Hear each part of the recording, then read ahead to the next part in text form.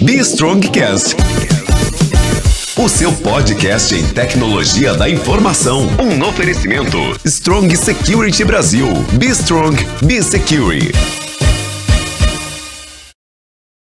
Sejam todos muito bem-vindos a mais um podcast Be Strongcast, que é um oferecimento de Strong Security Brasil. Nosso podcast tem a missão de levar até vocês informações da segurança da informação e da cibersegurança. Como de costume, os recadinhos iniciais. Lembre-se de se inscrever no nosso canal, clicar o sininho de notificação para receber as nossas novidades, os nossos vídeos e compartilhe com quem você acha que merece receber informações como essa. Nosso podcast, de novo, é um oferecimento de Strong Security Brasil. Nós estamos trazendo aqui uma pessoa para falar para nós, novamente falando sobre um tema que a gente julga relevante aí para as estratégias corporativas, que seria aí a parte de visão de como implementar um plano de segurança da informação. Estamos aqui com o Tiziano. Seja muito bem-vindo, Tiziano, aqui no nosso podcast. É um prazer recebê-lo. Veio de tão longe, né? Chegou lá viajando desde Vinhedo, né? Chegou aqui há tempo aqui para gravar o nosso podcast. Tiziano, nosso podcast ele tem uma primeira visão que a gente sempre procura trazer aqui para o pessoal, né? Os nossos seguidores, que é entender um pouco da carreira das pessoas, né? Como o Tiziano chegou à posição que está, que hoje você é diretor de estratégia em cybersecurity. Exatamente. Isso. Então, como é que você conseguiu chegar onde chegou, né? Para inspirar aí as pessoas que estão aí olhando isso como carreira, ou já estão trilhando essa carreira, né? Para chegar aí onde você chegou. Então, conta para nós onde você nasceu, por onde você passou, escolas, formação, até chegar onde você chegou aí. Conta um pouco para a gente aí, Tiziano. Legal, bacana. Em primeiro lugar, é um prazer estar aqui. É muito gostoso participar desses eventos e dividir um pouquinho com a comunidade os conhecimentos, assim, todos nós enriquecemos e aprendemos juntos, né? Então, sou um entusiasta desses momentos. Bom, eu nasci em Porto Alegre, no Rio Grande do Sul, né? Meus pais se mudaram para o estado de São Paulo quando eu era pequenininho, tinha uns 3 anos de idade, e eu cresci em Campinas, né? Eu vivi quase toda a minha vida lá. Estudei numa escola em Campinas. Depois eu fiz faculdade de engenharia da computação na Unicamp, né? Fiz esse curso e entrei imediatamente no mercado de trabalho, inicialmente trabalhando com infraestrutura de TI, né? Não mexia com segurança logo de saída. Como a maioria dos veteranos nessa área começou, porque não tinha, né? Não tinha. Bom, até tinha, mas não como uma disciplina formal. Eu, na verdade, estudo e brinco com segurança desde antes da faculdade, desde os 15, 16 anos, foram minhas primeiras experiências no tempo das BBS, dos modems, né? Aquela tecnologia bem antiga. Era o tempo em que a única saída para a internet no Brasil era através das universidades. E eu lembro que quando eu entrei na Unicamp em 94, o link de saída da universidade inteira era de 64K. Imagina isso. Como era isso. Bom, de lá eu comecei a trabalhar com infraestrutura mais formalmente, apesar de sempre ser apaixonado por segurança e sempre ficar estudando esse tipo de coisa. E passei por várias empresas, até que em 2003 eu fui formalmente para uma área de segurança, né? Eu era analista ainda nessa época. Então foi quando eu saí da área de infraestrutura e comecei com a área de segurança, né? Em 2005 foi o meu ponto de Y da carreira, foi quando o gestor da minha área deixou a empresa e aí eu tive uma oportunidade de assumir aqui pela primeira vez, isso foi em 2005, e aí me apaixonei pela possibilidade de fazer mais através das pessoas e junto com as pessoas.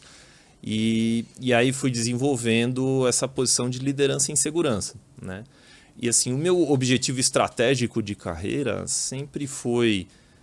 eu percebi que ao longo do tempo a área de segurança ia ganhando mais e mais importância e é uma área que começou muito júnior, normalmente com um pedacinho de infraestrutura e que foi crescendo. Eu percebi que haveria um crescimento constante por muitos anos. Eu falei, bom, o meu objetivo estratégico é me desenvolver nessa mesma velocidade à medida que a área de segurança for crescendo, eu cresço junto com ela, né? Então eu fui me direcionando nesse sentido. Então, quando eu era analista, me preparando para ser supervisor, até que decidiram que haveria um supervisor de segurança.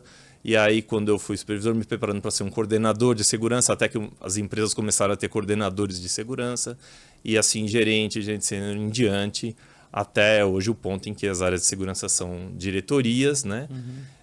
E sempre, lógico, né? com duas frentes muito importantes, né? Mantendo-se muito atualizado, porque essa é uma área onde inventam-se coisas novas o tempo inteiro, mas sempre cuidando muito da questão da liderança, da relação com as pessoas e de como conversar sobre segurança, que é um tema muito complexo, né? Mas que você precisa efetivamente que as pessoas entendam o que é isso e por que você está fazendo tudo isso, porque demanda um certo esforço, né? E é um esforço preventivo, ou seja, difícil de tangibilizar enquanto você não tem um problema nessa área. Então, sempre nesse sentido, tocando o desenvolvimento da carreira. Que bom, bem bacana, brilhante a carreira, parabéns aí pelas decisões, né? A gente acaba, como eu costumo falar, né? Uma carreira ainda nova, jovem, né? Você pega outras profissões como, sei lá, diretor financeiro, existe nas empresas há mais de 100 anos, né? Diretor de RH, né? Contabilidade, segurança da informação é realmente uma das profissões mais jovens que tem aí no mundo atual, né? E dentro da sua carreira hoje, onde você está hoje atuando, né? Como o teu cargo lá é de... Diretor de Estratégia em Cybersecurity. É um cargo, assim, só o nome estratégia, né? É bonito, né? Legal, de cibersegurança. Então, acho que também tem para o mercado, a gente que vive aí conversando com muitas empresas, né? Como consultor nessa área, a gente percebe que ainda as pessoas têm um pouco de dúvida com relação a como as coisas se dividem dentro de uma corporação com relação às responsabilidades, né? Você que já passou por várias grandes empresas, conta um pouco para a gente como que, na sua visão, deveria ser uma estrutura de uma empresa para uma empresa de pequeno, médio e grande porte do ponto de vista de estrutura dessa área de segurança. Então, por exemplo, você está com uma área de cyber, a gente sabe que tem o termo segurança de informação, né? Como essas coisas se acomodam dentro da empresa e como quem nos acompanha aí deveria olhar isso do ponto de vista estratégico, né? Claro, exato. Bom, tem havido uma transformação nos modelos organizacionais de segurança ao longo dos anos, né? Ela começou como um pedaço de infraestrutura, passou a ser um pedaço da área de tecnologia e muitas empresas já tiraram, inclusive, a segurança dessa estrutura de tecnologia, porque existem alguns conflitos de interesse quando você coloca dentro de uma área de tecnologia. A área de tecnologia ela tem um propósito perfeitamente legítimo e saudável de automatizar e viabilizar processos de negócio, mas essa viabilização passa por um monte de requisitos funcionais. A área de negócio quer que tal coisa aconteça de determinada maneira para viabilizar o seu processo de negócio. Mas a segurança é uma área que enxerga requisitos não funcionais, coisas que não se percebem no dia a dia, né? Que é o tipo da coisa que a gente vê na área da saúde, né? O médico orienta, faça exercício físico, né? Coma de maneira saudável, etc. e tal, e você faz tudo isso e não sente diferença nenhuma na sua vida. Ou você fica absolutamente sedentário, come qualquer coisa e também não sente diferença nenhuma na sua vida até um ponto lá na frente, né? Então são esses requisitos que você não percebe imediatamente, mas que vão te preparando para um futuro mais ou menos pedregoso. Então a segurança tem um pouco essa característica. E, lógico, todas as áreas têm recursos limitados, né? O negócio ele pode gastar na exata medida que ele consiga, que seja compatível com a sua receita e com a margem de lucro necessária para que sobreviva. Então sempre há um limite, né? E, portanto, há uma disputa, né, entre os requisitos funcionais e os não funcionais não são muito percebidos. Então, uma disputa um pouquinho inglória. Então, essa contradição entre os limites funcionais, entre os requisitos funcionais e não funcionais, coisas perceptíveis imediatamente ou não perceptíveis imediatamente, é uma coisa que complica quando está todo mundo dentro de tecnologia. Então, em muitas empresas já se fez essa separação para que a conversa aconteça no nível do negócio. Olha, você tem essa questão funcional aqui, mas você também tem esse problema preventivo que você precisa endereçar antes que ele se torne um problema sério, né? Então, a gente tem observado esse tipo de transformação. Mas isso enquanto ao posicionamento da área de segurança numa organização, né? A área de segurança em si, ela tem... Já vi vários desenhos diferentes em modos como se organiza, mas essencialmente... tem uma divisão muito clara entre o que é o lado técnico da segurança, né? Aquele pessoal que é craque em achar os exatos parâmetros dos sistemas que podem deixar aquilo vulnerável ou não a um ataque, e tem o lado mais de governança e organização, né? Garantir que sejam tomadas decisões conscientes a respeito de segurança nesse mundo dos requisitos não funcionais, que muitas vezes são meio invisíveis, né? Então, esse lado de você ter as coisas muito normatizadas, muito claras, bem comunicadas, gerar todo o ambiente para que a empresa possa tomar decisões conscientes é um outro tipo de trabalho que demanda outras habilidades, apesar de ser uma questão de segurança. Então, tipicamente, a segurança se divide nesses dois grandes capítulos, né? O capítulo mais que também é chamado de capítulo mais segunda linha de defesa, e o capítulo do pessoal que está ali com a mão na massa tentando manter a tecnologia bem protegida. Bem protegida.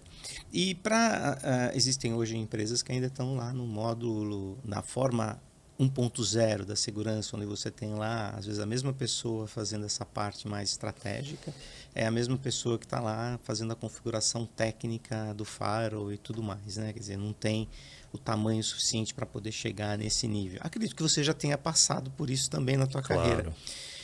Hoje, com a maturidade que você tem, tendo a indisponibilidade da empresa poder fazer essa segregação, qual seria a melhor estratégia a ser usada? Um externo fazendo uma auditoria? Como que eu, sei lá, sou dono de um negócio, tenho lá uma equipe de segurança ainda diminuta e não tenho capacidade de dividir essas equipes aí? Como que você acha que seria a melhor estratégia nesse caso? O mais importante das empresas em relação à segurança, ou melhor, da segurança em relação às empresas, é entender como é que você agrega valor para aquela empresa, como é que você faz uma diferença, né? A segurança que vai pelo amor à tecnologia, e assim, eu sou suspeito de falar porque eu amo tecnologia, eu gosto disso desde muito, muito novo, mas a segurança que se foca no amor à tecnologia perde o propósito, que é evitar que aquele processo de negócio pare ou seja prejudicado. No fim das contas, por que uma empresa tem uma área de segurança da informação? Porque ela não quer parar de vender nesses ambientes de ataques constantes que a gente está inserido, né, na internet e tudo mais. Então, eu acho que é mais importante do que executar as proteções é entender no que essas proteções nos ajudam e por que, quais delas escolher para nos ajudar. Então, você fala assim, olha, uma empresa é pequena, precisa escolher entre ter um cara que entenda mais a questão da governança e dos porquês, ou um cara que entenda mais tecnicamente. A minha sugestão é ir na linha da governança e dos porquês. Porque alguém técnico para executar os controles técnicos de segurança é uma coisa muito fácil de achar no mercado. Né? Quer dizer, muito fácil não. Nunca é fácil achar profissional de segurança. Tem mais pessoas. Mas né? tem mais pessoas. Agora, o que vai direcionar as decisões mais corretas, no sentido de proteger o processo de negócio, é um cara de governança perto da alta administração da empresa, por menor que ela seja, para entender o que realmente importa. Até porque segurança é uma coisa muito cara, né? São soluções tecnológicas muito caras. Então, especialmente num lugar menor, onde esses papéis estão condensados, eu acho que a habilidade de entender onde atacar, né, e por quê, e trazer isso para a consciência de quem toca o negócio efetivamente, acaba sendo mais importante, porque o resto é mais fácil de você trazer alguém não tão envolvido com o negócio. Talvez o porquê das empresas hoje estarem com tanta dificuldade, né, de implementar a segurança, porque normalmente a maioria das empresas, pelo que eu tenho visto, faz exatamente ao contrário, né? Como trata-se normalmente de uma cibersegurança, que nós estamos falando de segurança sobre ativos de tecnologia, né, de TI, eles acabam priorizando a contratação de pessoas que têm skills técnicos e não têm skills estratégicos de governança, né? Exatamente. E nós, como consultores também, voltando a falar nisso, a gente tem dificuldade às vezes de conversar com o pessoal de segurança porque eles são totalmente técnicos. Então eles não conseguem conversar no nível estratégico, eles acabam levando a conversa para qual produto você tem para resolver esse problema então. Exatamente. Eles querem saber de um part number, do software, do hardware que vai instalar lá para resolver aquele problema. Né? A gente falou aqui sobre gestão de identidade, né? A gestão de identidade você não resolve com um software só, você tem que implementar todo um processo, né? Exatamente. E às vezes o cara muito técnico fica focado ali nesse ponto, né? E Tiziano, a divisão que tem hoje, como você está focado em cibersegurança e segurança de informação em geral, como que as empresas deveriam olhar isso? Segurança de informação na sua visão mais ampla, onde está lá um LGPD, onde está a informação, seus formatos mais diversos, né? E cibersegurança. Esse é um foco que depende muito do negócio da empresa, né? Então, e aí vamos começar do básico, né? Qual que é a diferença? A cibersegurança, ou que a gente chamava antigamente de segurança, a parte mais técnica da segurança da informação, assim, como evitar que alguém estrague os seus sistemas. No fim das contas, é isso, né? Estrague ou acessando indevidamente, derrubando eles ou roubando os dados de dentro deles. Então, essa é a parte mais cyber, que ela tem um viés mais técnico na execução. A segurança da informação é um pouco mais ampla do que isso, porque a informação circula em diversos meios. Ela circula em documento, ela circula em conversa, ela circula no processo de negócio, né, no dia a dia. Você vai se registrar num hotel e aí se o atendente do hotel, o cartão não está passando, e ele fala, deixa eu anotar o número do cartão, que é uma informação crítica que está circulando fora de qualquer sistema e é uma coisa que o pessoal de cyber não vai conseguir te ajudar. Então, existe esse outro lado. Depende, né? O que priorizar? Depende do negócio, né? Depende do seu risco. Se você é uma empresa que fabrica um produto que é absolutamente commodity, que todo mundo conhece a fórmula, a metodologia de fabricar, você tem 500 concorrentes e é um pouco da sua eficiência operacional que ajuda, a questão de segurança da informação talvez não seja tão importante quanto proteger os equipamentos que controlam as suas máquinas na fábrica. Então, uma empresa com esse perfil, que não tem muito dado crítico, nem de segredo industrial, nem a fórmula da Coca-Cola. E nem não é fórmula da Coca-Cola, nada disso, né? É um cara que fabrica engrenagem. Putz, todo mundo aprende na faculdade como é que calcula engrenagem e tal. Para esse cara, talvez cyber seja mais importante que segurança da informação. Agora você pega, por exemplo, um serviço público tipo o SERPRO, que processa os dados pessoais de simplesmente todos os brasileiros vivos e mais de alguns mortos, né? Para esse pessoal, dados é uma coisa super importante. A informação em si, independente de como circula, ela é muito importante. Então, não existe uma resposta única para essa questão. Depende muito do que é que você, do seu negócio faz e a que riscos ele está exposto. É verdade, isso é importante. Apesar de ser, assim, para nós que estamos no meio, ser alguma coisa já muito conhecida, né? Tem seguidores aí que têm essa dificuldade de entender, né? Então, de ser didático como você foi, obrigado pela tua explicação. Dentro da sua visão estratégica, né? Falando da visão estratégica, qual tem sido o seu maior desafio hoje, assim, dentro do momento de carreira que você está, olhando o mercado como está acontecendo? Qual é o momento que você se encontra, assim, óbvio, não precisa dizer nada que comprometa as estratégias da empresa no qual você atua hoje, né? Qual seria o momento que você vê da área de segurança da informação e qual seria o grande desafio aí que talvez algumas pessoas ainda não viram e não chegaram na maturidade que você tem lá defendendo a corporação que você atua hoje? Legal. É interessante porque isso é uma outra coisa no mundo da segurança que está em plena transformação, né? Eu vinha em eventos como aqui no podcast, em outras discussões com profissionais da área. Há 10 anos atrás, todo mundo discutia assim, olha, eu não tenho budget suficiente para proteger a minha empresa. Meu orçamento não é suficiente para comprar todas as ferramentas que eu preciso para lidar com os riscos que eu tenho. Essa era a discussão há 10 anos atrás. E a estratégia era muito assim, puxa, precisamos entender realmente ali o que é muito, muito essencial e que seja perceptível para que a gente consiga convencer as áreas de negócio de que esse é um investimento necessário. A gente enxerga a necessidade porque enxerga o risco. Então essa era a discussão 10 anos atrás. Isso mudou muito, né? Desde o começo da pandemia, onde houve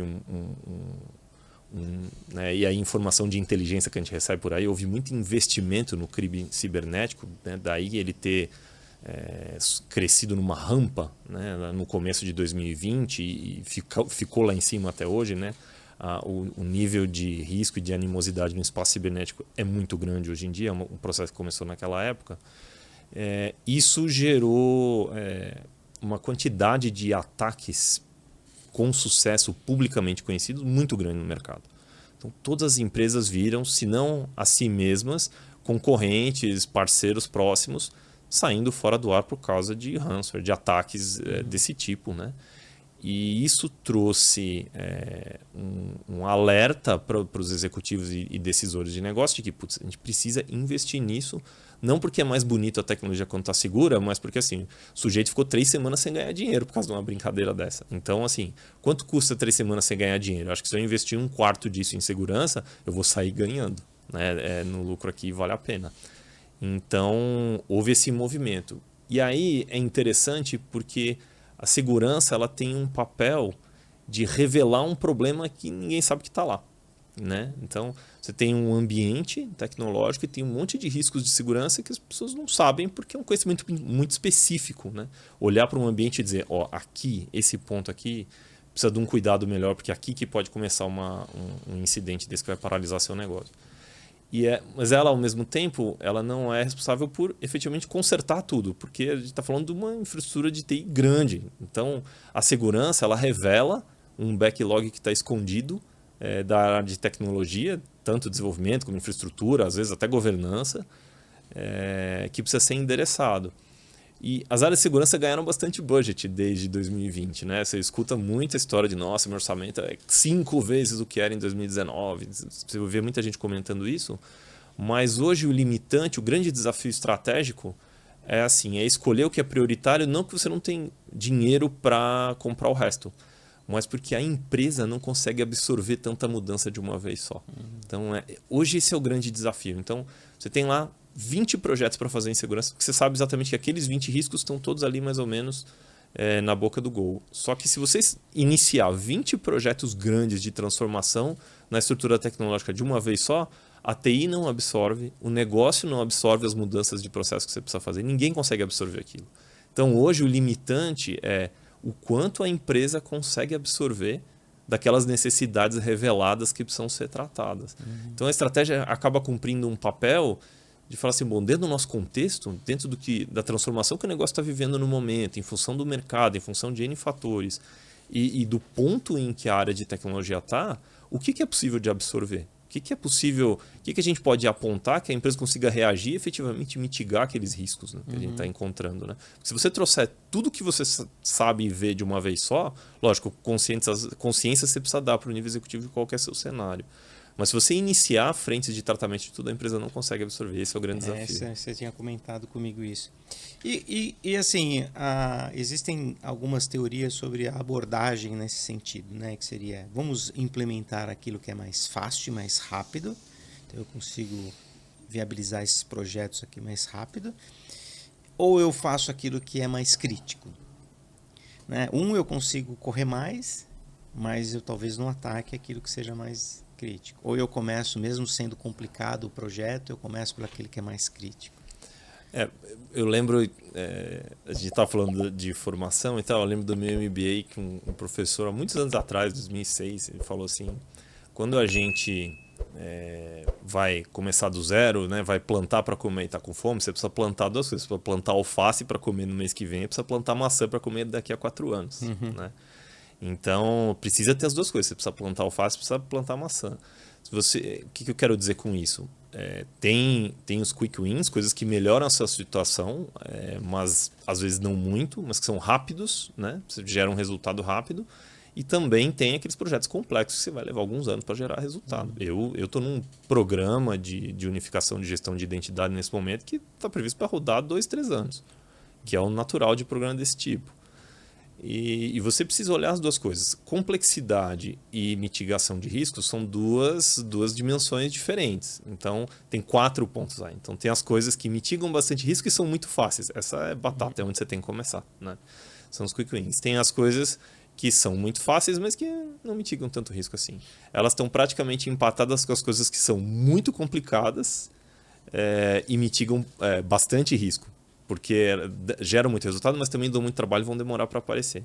E aí tem o patinho feio, né, do quadradinho, que é as coisas que são muito difíceis e que não ajudam muito. Esses aí você nem olha. Esse é para amanhã. Mas eu acho que o mais, lógico, o básico é começar pelo que combina essas duas coisas. O que é simples e ao mesmo tempo gera um grande resultado em mitigação de risco. É a questão do Pareto, né? Exato. Às vezes tem 20% de esforço que te melhora em 80% um cenário de risco, né? Essa visão ela é fundamental, né? Por isso que não pode ser de forma empírica, né? Tem uma ciência por trás disso, que é a visão de risco, né? Aquela questão do budget da empresa. Né? Mas tem um cuidado para tomar com o Pareto interessante, porque por muitos anos, e aí essa é uma outra coisa que vem se transformando no cenário de segurança, qual que é a mentalidade geral do pessoal de segurança? Vão achar as joias da coroa, né? Aqueles sistemas e aqueles dados que são muito importantes para o negócio, vão botar um monte de proteção ali. Só que no mundo de cyber tem uma característica interessante.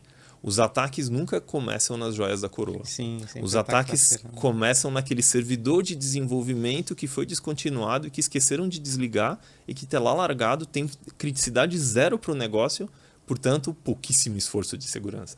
E é ali que a coisa começa, né? Se você for ver na teoria como é que funcionam os ataques, tem aquela coisa do kill chain, né? Os passos para você fazer um ataque. Né? Depois da instalação vem o quê? Movimento lateral. Por quê? Porque sempre começa num ativo que não interessa muito. Então, isso essa coisa de olhar o Pareto e falar, vamos pegar só o que é crítico. Para cyber não funciona muito bem. Tem essa cilada. E você sabe que a gente fez um pentest uma vez numa corporação e tinha um foco, né? E aí o nosso técnico acabou atacando um servidor de homologação que estava lá e através de lá fez todo o trabalho, né? Quer dizer, realmente fez uma invasão bem forte na empresa, né? A gente foi entregar o relatório, os caras falaram, não valeu, porque esse servidor aqui é de homologação, ele estava aí só por uma semana. Mas se fosse um ataque real, ele teria entrado também, né? Como não valeu, né? Então tem exatamente isso que você está falando, né? Aquele servidorzinho aqui foi lá startado de forma despretensiosa lá só para um testezinho que ficou lá. Às vezes uma noite, né? É o suficiente. Alguém achou ele lá e acabou fazendo toda a devassa no processo, né?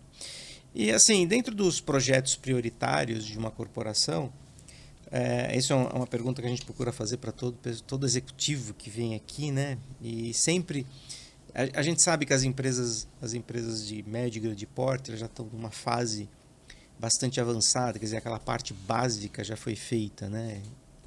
Agora, a gente tem muitas empresas dizendo que estão no começo, né? Tem lá, mal tem um antivírus implementado e consegue fazer a gestão dele, e tem ainda lá o firewall que ainda é de qualidade questionável, né? E o pessoal gatinhando ainda nesses processos, né? Quer dizer, maturidade realmente baixa. Não porque não precisasse, né? Porque não estão no modelo não viram necessidade ainda, principalmente algumas indústrias, né? Manufatureiras, né? Indústrias manufatureiras, eles estão realmente ainda numa fase muito anterior do que estão algumas outras, né? Qual seria a sua dica aí do que uma pessoa que está lá com o chapéu de cibersegurança ou segurança da informação, que seja, qual deveriam ser os passos principais que ele deveria dar? Legal. Eu lembro de um filme dos anos 80 muito legal que chamava Inimigo Meu, né? Que eram duas espécies, era um humano e uma espécie alienígena, eles eram super inimigos, assim, e cai um cara de cada espécie num planeta e eles têm que sobreviver ali. E aí eles têm diversos problemas para resolver, né? Eles têm o problema de cercar ali o acampamento deles para nenhum bicho vir e tal, mas aí tem um problema que tira os dois do foco completamente, começa a chover meteoros assim lá no planeta, né? E aí, obviamente, entre você se prevenir de um bicho que chega ou fazer comida para comer na janta, quando está chovendo meteoro, o que você precisa fazer é proteger sua cabeça. É isso que você tem que fazer. Virou a prioridade. Virou a prioridade, e é a prioridade porque é o que te ameaça mais. E isso é uma coisa interessante. Por que eu estou falando isso? Porque na segurança existe o lado preventivo, e aí gestão de vulnerabilidade é o típico lado preventivo. Gestão de acesso também. Que poucos fazem. Que poucos fazem, né? A gente tem uma dificuldade de lidar com o problema que ainda não aconteceu, né? E existe o lado reativo. Bom, alguma coisa está acontecendo. Preciso resolver isso imediatamente.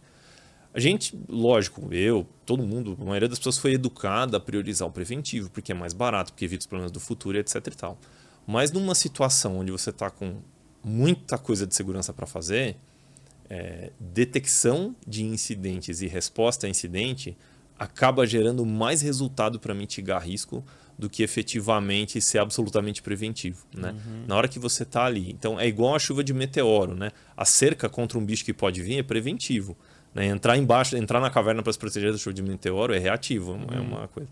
Então no mundo da segurança, que é tão hostil quanto uma chuva de meteoros, quando você dá a cara para a internet, proteger-se dos meteoros acaba sendo mais importante. Então, você ter uma habilidade de detectar que alguma coisa esquisita está acontecendo e reagir a isso rápido acaba sendo mais importante. Até porque, em função do que a gente estava falando agora há pouco, os ataques sempre começam num sistema pouco cuidado, e aí eles começam a andar de um lado para o outro, o tempo de desenvolvimento do incidente tende a ser longo, né? Então, em geral, entre a primeira invasão e você ter um impacto real no negócio, passam-se alguns meses. Assim, é uma média que você vê desses casos que apareceram na mídia, todos públicos. Você vai conversar com os CISOs, né? E aqui no Brasil deve ter uns 150, 200 CISOs, todo mundo amigo, todo mundo se conhece. Se conhece. E você vai conversar com o pessoal e é exatamente essa questão, né? Levou meses para que a coisa se desenvolvesse. Quando o pessoal vai fazer análise forense, olha lá para trás onde começou há mais de mês atrás. Então, se você conseguir se organizar para detectar essas coisas rapidamente, aí rapidamente é assim, um dia. Putz, um dia? Não, mas é um segundo que é rápido.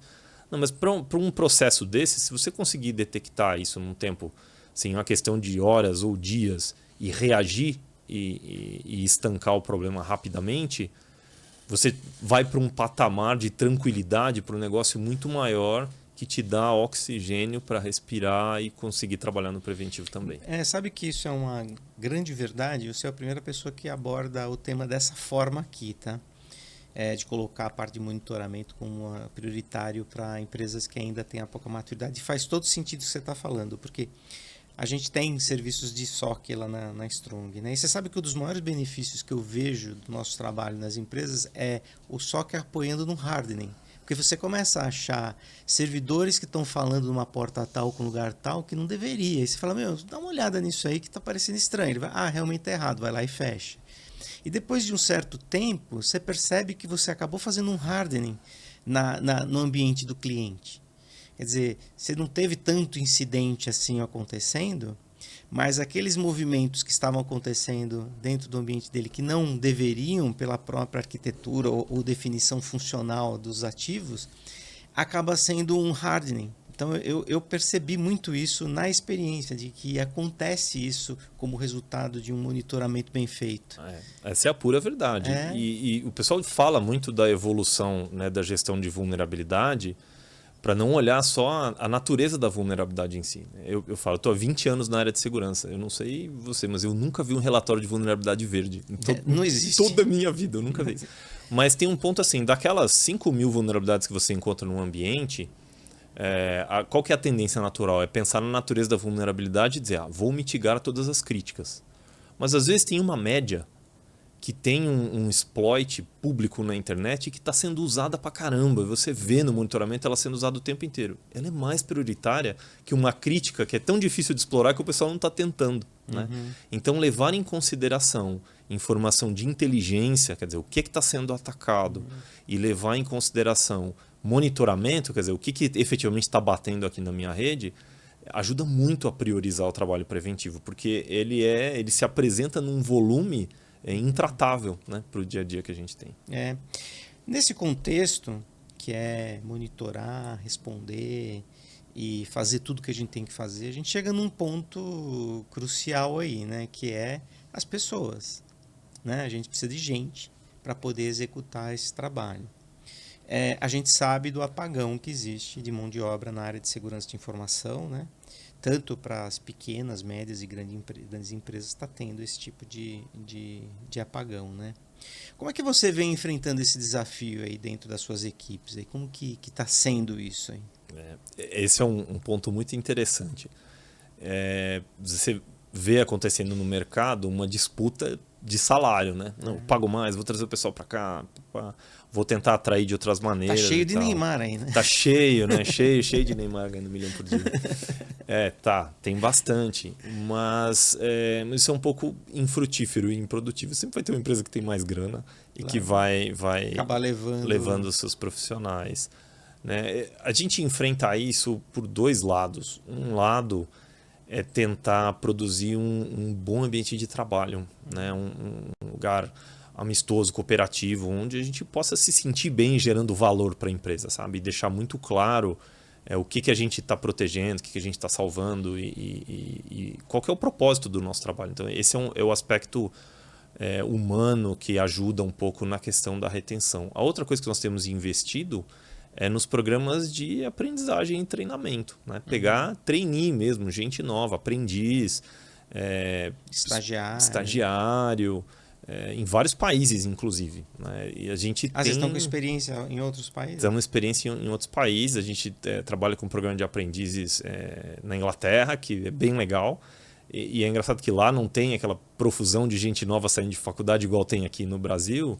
Então é muita gente que tem uma certa experiência e está mudando de área. É um fenômeno interessante. A transição E aí tem programas lá de transição para a área de segurança, com bastante treinamento. A gente tem usado isso.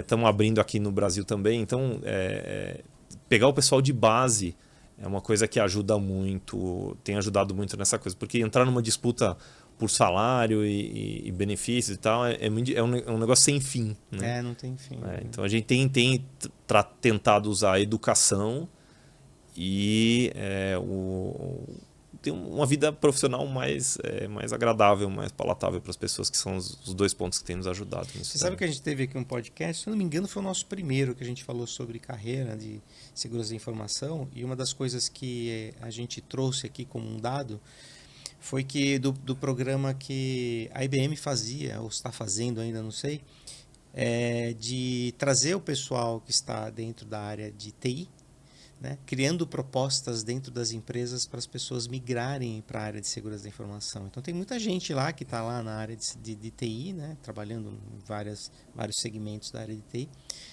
que talvez tenha desejo de migrar, né, para a área de segurança da informação e cria programas dessa natureza, né? Eu acho isso bem válido, que é o que você colocou, abrir dentro das próprias empresas essas possibilidades de transição, né? De criar o treinamento interno, a vocação e tudo mais. É o phishing da área de segurança que a gente faz na TI, né? Muitas empresas trabalham com aqueles programas de champion, né? Você pega uma pessoa que antigamente era o key user, né? Muitos anos atrás, né? Aquela pessoa que entende mais do assunto lá dentro da outra área. E aí esse pessoal acaba, eu não sei, eu sou suspeito, para mim segurança é apaixonante, mas a pessoa acaba se apaixonando pelo tema e quer vir para segurança. É muito bom. E dentro dessas carreiras em segurança, é outro tema bastante interessante, né? A gente tem a garotada aí com o fetiche do hacker ético, né? E é uma das coisas que a gente procura fomentar, de que, pessoal, não é só aí que está a segurança de informação. É um bom caminho, a gente acha legal, é um negócio super atrativo do ponto de vista de trabalho, né? Mas a gente precisa de vários outros profissionais em outras áreas, né? Dentro dessas principais competências, aí, por exemplo, dentro da tua área, que é uma área estratégica, quais seriam as principais competências que alguém precisaria ter, por exemplo, para mandar um currículo para o Tiziano hoje?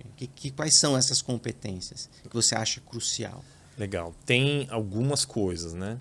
Na área de estratégia, tem ferramental também, mas qual que é o nosso ferramental? Em geral são os frameworks, né?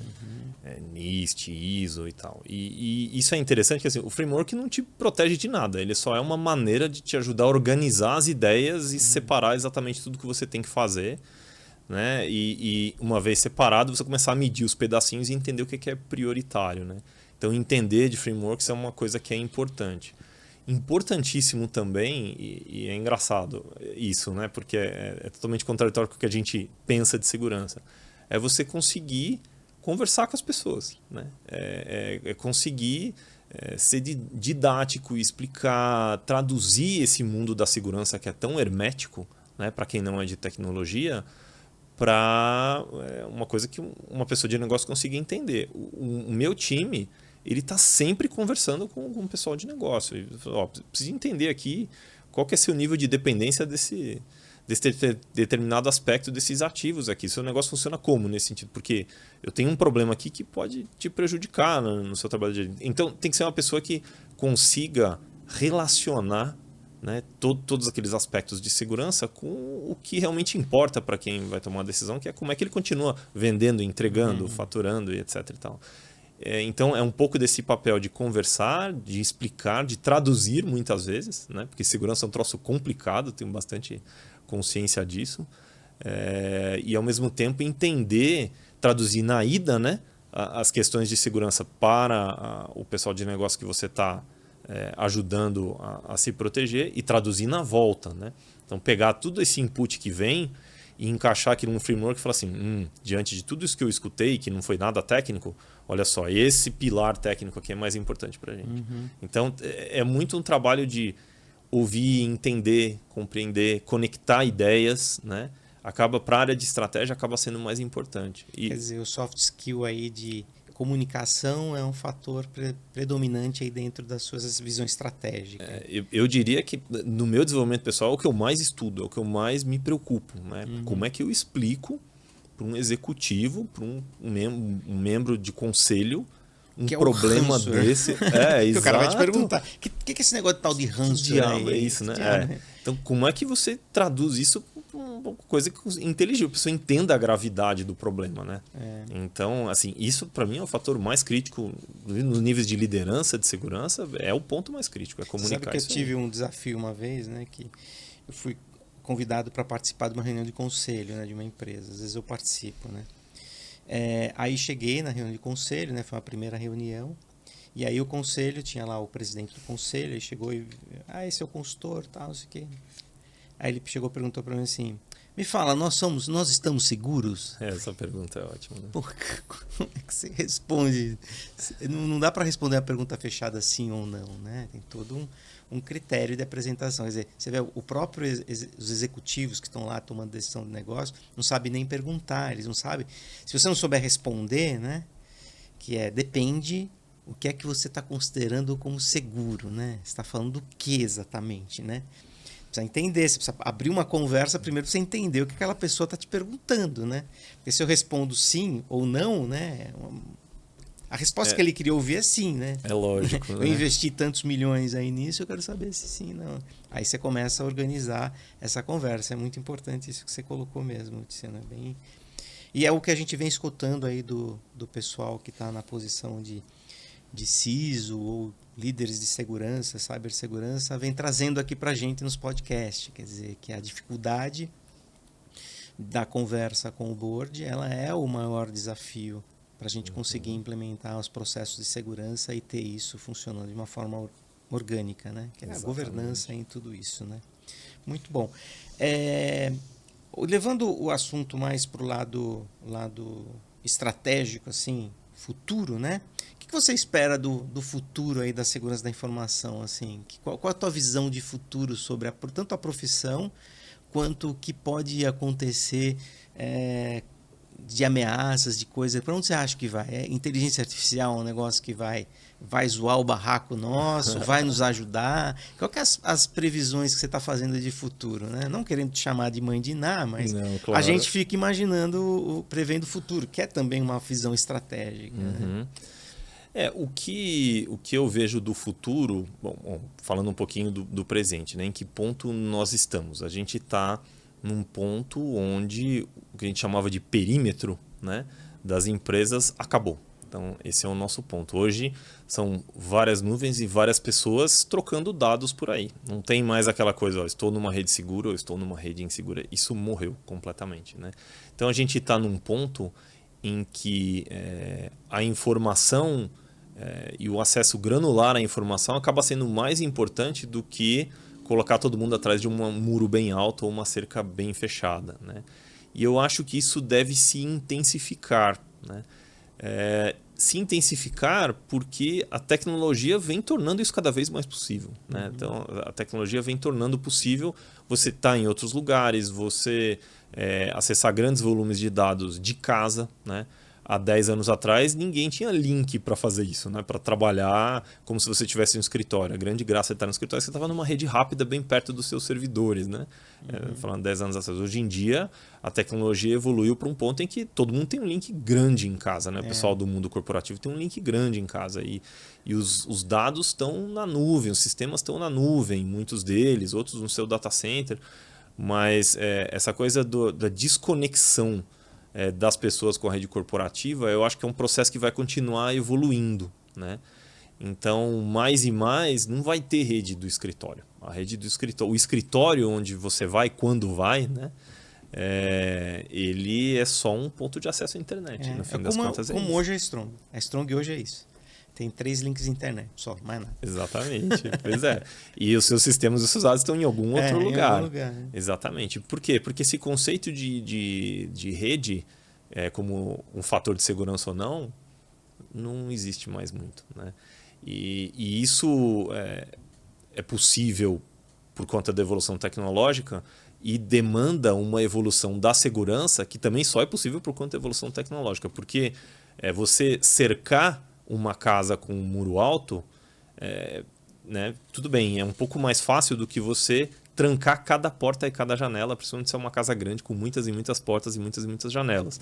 Mas a gente está vindo para uma situação onde você precisa proteger cada caso a caso, porque não existe mais aquela cerca para dizer, bom, aqui dentro é seguro. É como as cidades, né? No tempo medieval, como é que era a cidade? Né? Ela era murada, um castelo murado. Dentro dos muros da cidade você tinha as casas das pessoas e tal, e a maioria delas nem tinha tranca, porque estava todo mundo dentro do muro da cidade.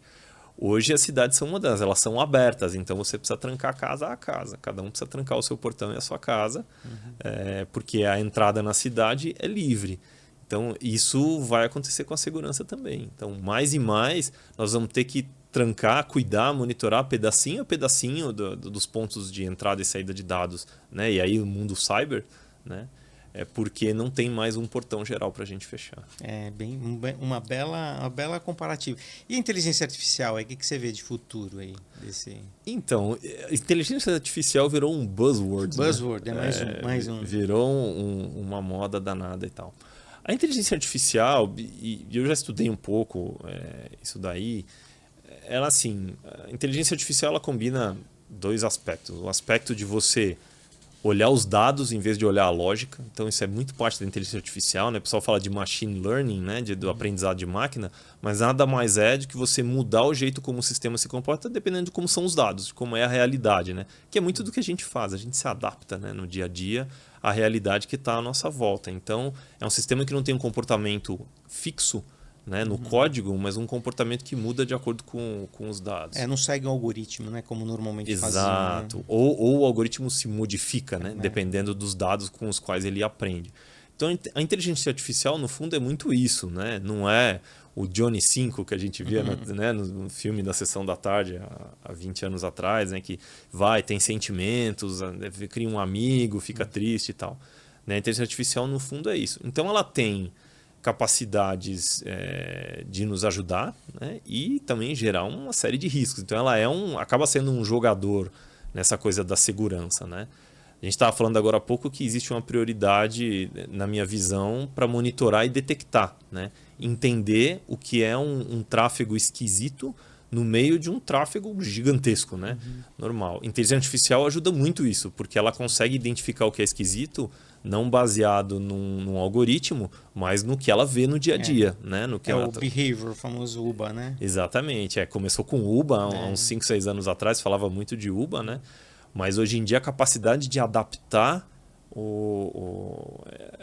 a detecção dos outliers, né? Aquelas coisas que fogem do normal, está muito maior, porque também, de novo, porque a tecnologia melhorou muito, você tem muito mais capacidade de processamento disponível, etc. e tal.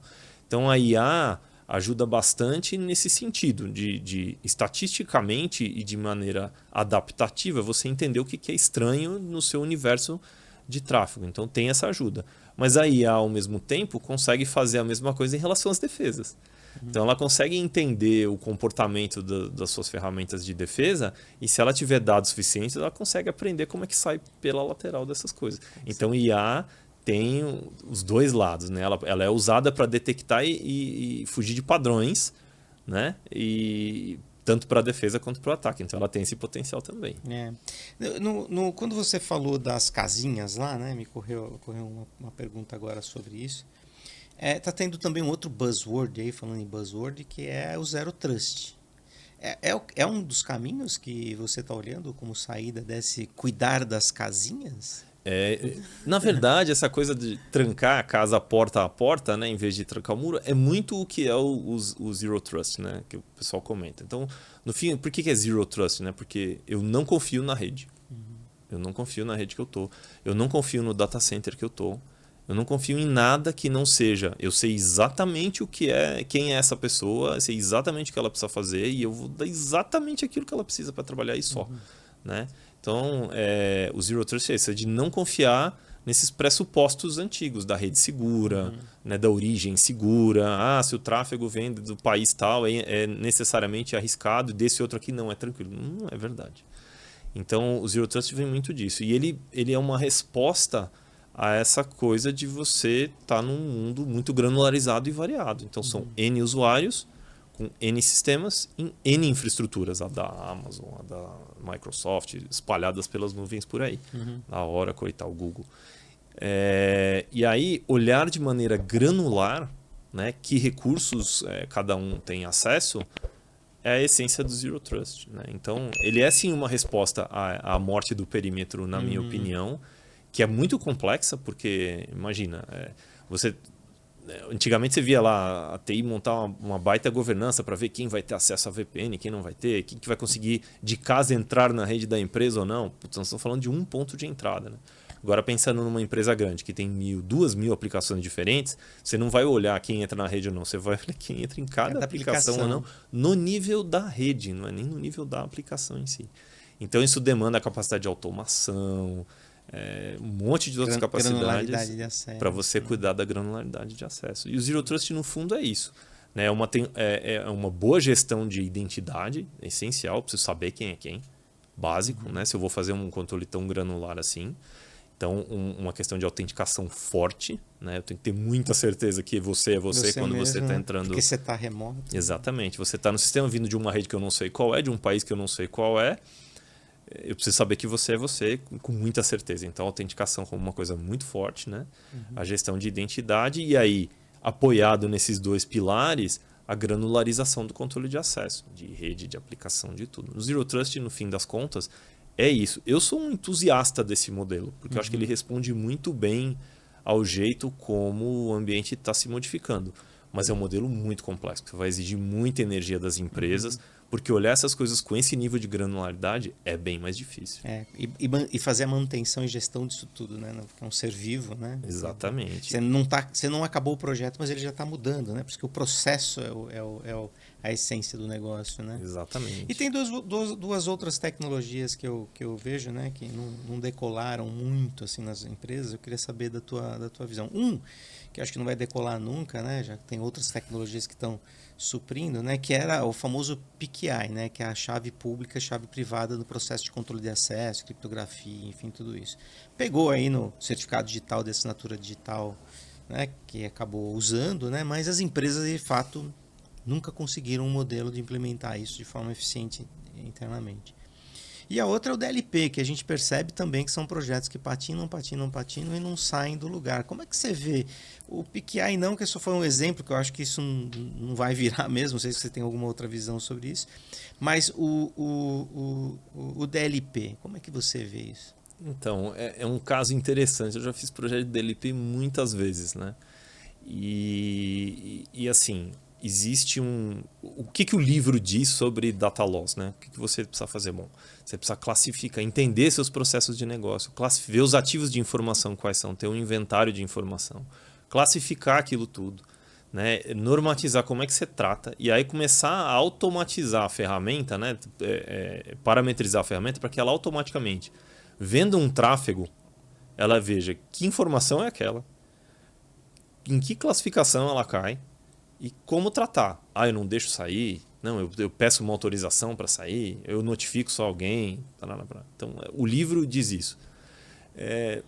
Dificilmente dá certo. É que você falou, é uma coisa muito complexa. E a dinamicidade do negócio em termos de como lida com a informação e o que vai fazer com a informação é muito grande. O pessoal de LGPD sabe disso, porque manter uma roupa, né, aquela lista de todas as atividades que você faz com a informação pessoal atualizada, é um trabalho muito difícil, porque o negócio é muito dinâmico. Amanhã o cara decide que vai usar o dado do consumidor para calcular uma outra possibilidade de mercado lá e que não está especificada na sua rede de atividades e tal. Então, é muito dinâmico. E aí isso afeta diretamente as questões de DLP. Então, o que ajuda a gente a entender são os casos de sucesso. Então, quando que eu vi projetos de DLP funcionarem bem? Você identificar ativos de informação críticos. Então, por exemplo, olha, essa planilha de Excel aqui, ela é crítica. O pessoal de finanças usa ela para calcular o forecast todo mês. Então, eu vou tentar me programar para monitorar esse ativo aqui. Né? E não, assim, conjuntos de números que pareçam um CPF. Isso é muito difícil. Ou conjuntos de números que pareçam um cartão de crédito. Isso é muito, muito complicado. Porque são conjuntos de números é uma coisa muito genérica, né? Um número de telefone, às vezes me manda um número de telefone pelo WhatsApp e aí o celular pensa que é um número de cartão. E o vice-versa, né? O cara manda um número de qualquer outra coisa e fala, isso aqui é um celular, quer que eu ligue para ele? Não, isso aqui não é um telefone. Isso é um RG. Né? É, um RG. Então, é muito difícil fazer essa identificação. Então, o DLP funciona mais quando você vai mais diretamente no ativo, o que é uma coisa muito aquém da expectativa que se tinha dessa tecnologia, né? Fala assim, o DLP é um negócio tão inteligente que ele vai ver que no meio daquele bolo tem um CPF de um cliente seu aqui e ele vai segurar e não vai deixar sair, né? Mas o ambiente é complexo demais para fazer esse tipo de controle. Acaba funcionando melhor quando você quer falar, olha, essa é a prestação do planejamento estratégico do negócio. Então essa aqui eu não vou deixar sair do meu e-mail corporativo de jeito nenhum. Né? Essa outra planilha aqui é crítica, é o que funciona melhor. E assim também os projetos de criptografia, né? Troca de informação criptografada, essas coisas também é um desafio. Né? Olha, se segurança é complicado, criptografia é o suprassumo da complicação. Né? É o capítulo do livro do CISP que todo mundo tem medo, né? É o de criptografia. Apesar de eu achar um dos mais legais, assim, acho uma das coisas mais bacanas. Mas assim, a criptografia funciona na medida em que ela é transparente. Então, em que o usuário não precisa se preocupar com ela. Né? E aí, como um aspecto muito técnico, né? Por exemplo, hoje não existe mais site HTTP, é só HTTPS. Significa que 100% da web está embaixo de alguma criptografia. Só que isso é transparente para o usuário, então ok, funciona bem. Então é um pouco isso, é uma coisa tão complicada que só funciona se for transparente. E é muito antigo e ainda não chegaram num modelo que fosse atendesse de uma forma tão transparente assim, né? Justamente. Temos aí a criptografia HTTPS, as criptografias de HD, aí, que é algo transparente que o usuário às vezes pode perceber alguma queda de performance da máquina dele, mas o dado em si acaba sendo a troca de dado e informação é um desafio sempre, né? Você usar camadas de criptografia aí dentro desse processo, né? Bom, estamos chegando no final aqui do nosso podcast.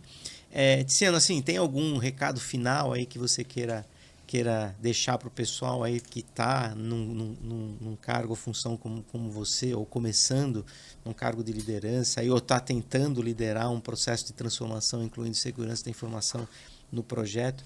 O que você recomenda aí para os nossos seguidores? Olha, eu diria que se eu pudesse dar uma dica, ela seria o seguinte: preste muita atenção no que você está protegendo. E eu vou te dar uma dica que não é tecnologia que você está protegendo. Né? A segurança ela tem um propósito simples, que é não deixar o negócio parar por conta de um problema de segurança. Essa é a razão essencial. Então você precisa se ater a esse objetivo para não se perder nas paixões pela tecnologia. Então acho que essa é a coisa mais essencial. E é nesse movimento, nessa priorização, que você vai ser capaz de conquistar corações e mentes em toda a organização para proteger o ambiente, né? Você precisa mostrar que o que você está protegendo não é o servidor, não é a rede. O que você está protegendo é esse determinado processo que paga o salário de todos nós e o bônus de todos nós no final. Principalmente as linhas de receita. Né? Exatamente. Top lines.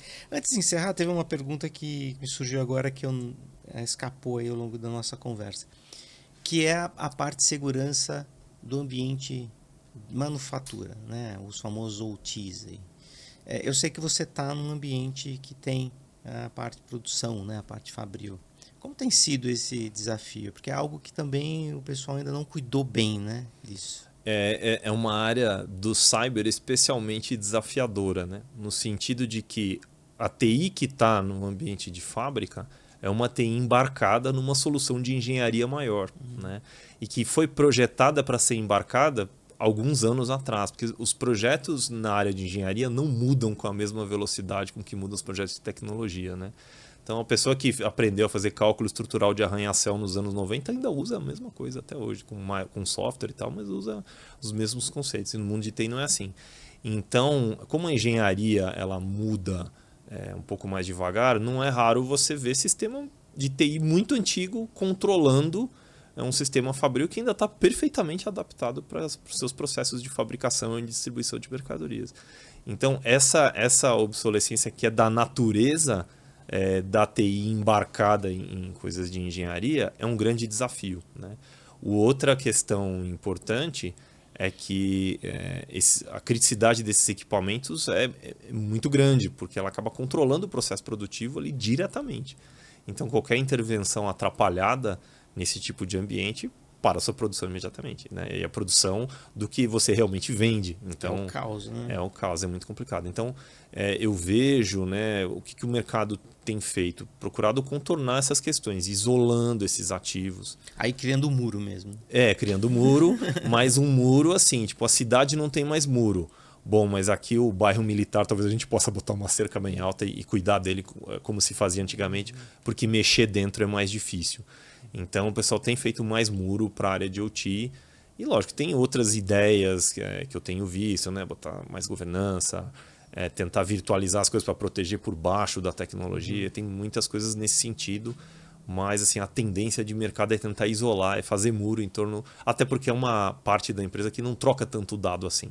Ela mais coordena o funcionamento de outros equipamentos. Então é muito viável para isolar. É o que a gente tem visto mesmo, assim.